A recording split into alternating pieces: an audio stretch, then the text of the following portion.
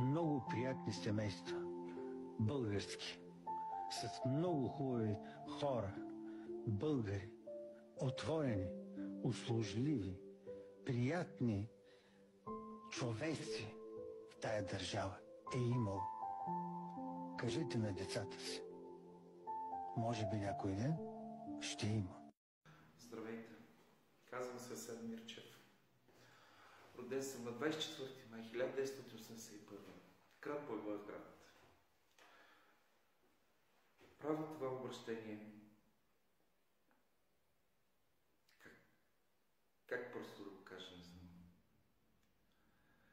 Първо искам да благодаря на всички, които се включиха в кампанията за българските капитани. Надявам се така да се включите в петицията за техната свобода. Правя това обращение поради причината. Просто искам да кажа на моите роднини и най-вече на моята малка сестричка. Идвам. Това не може да продължава така. Тези институции не могат да се държат така. Просто българския народ, аз не мога да разбера как търпят.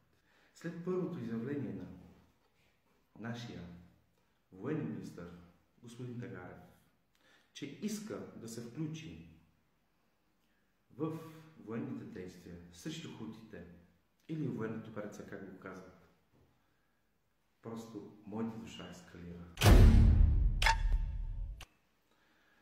Затова призовавам всички българи в чужбина, призовавам всички кукери или сурва, как го казваме, всички познати.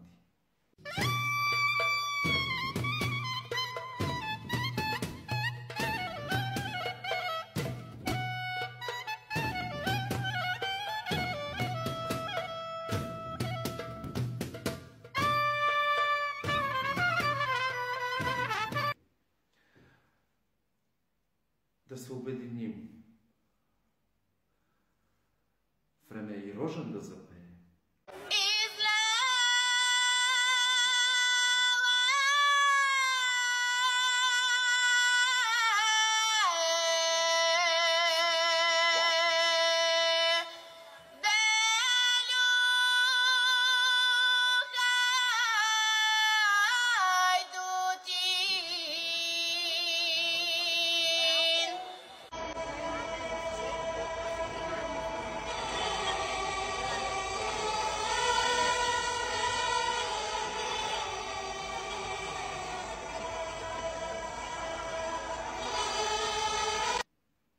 Време агитките, абсолютно всички фенове призовавам на всекакъв един спорт.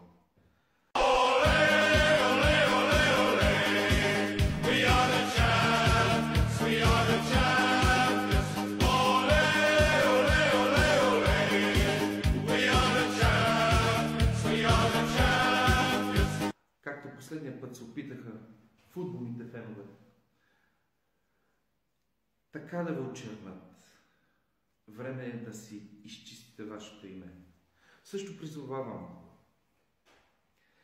всеки един трезво мислещ български гражданин, независимо от етнос, култура или в коя част на света живее.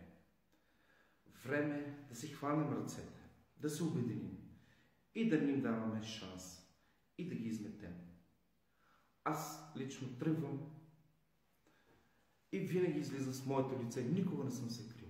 Тръгвам, който желае да си хванем ръце и да ги изметем заедно.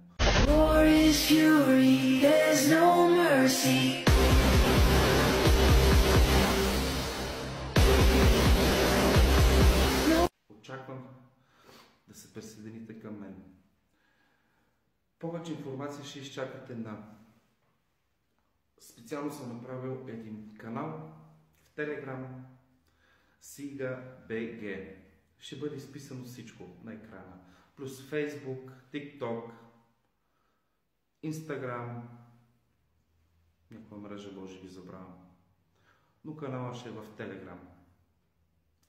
За така или иначе ще бъда блокиран, ще си бъда спиран, ще ви давам по-голяма информация. Самата идея ми е, първо, да окупираме Конституционния съд. Искате Конституцията да промените? Няма проблем. Ще я променим.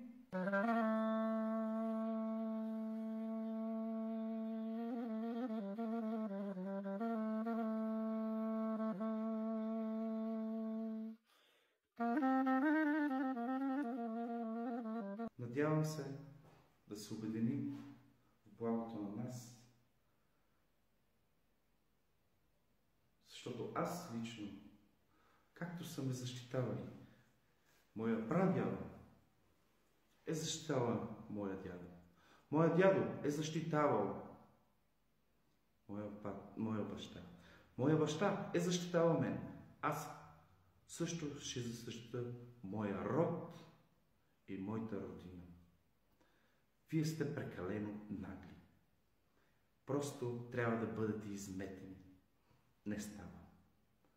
Наглостта ви няма край. Скоро ще се видим. Чао!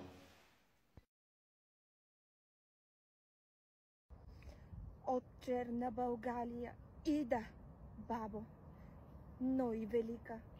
Предците ми били са царе, далеч отвъд Черно море. Ами онес, що писаха книжата, велика мъдрост от перата им е била излята. От Паисий, що пръв запали искрата в народа, та чак до Ботев, който писа и поведе народа в борба за свобода. Ами онзи, дето народа апостол нарече, ако знаеш, бабо, колко го възпяваха отблизо и далече. От черна България ида в съня ти, бабо, да ти напомня, че на днешната дата трябва да пеете за свободата. Да ти кажа, че тая земя е свята. Да ти прошепна, бабо, че от България няма по-свидна на земята. Българи, изправете се в цял ръст и протестирайте, не се бойте. Нема да е лесно, не е лесно, ама трябва да отстояваме. Много кръв е пролята за тая България.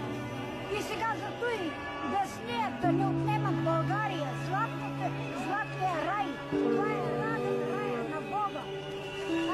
За той изгониха децата ни по чужбина, златните български деца. Да отидат по чужбина, България да остане само с старци. От какво се срамуват, от какво се страхуват? Та живота е един. Рано или късно ще се мре, ама не да се мре с достоинство, а не като смачкан царул, а като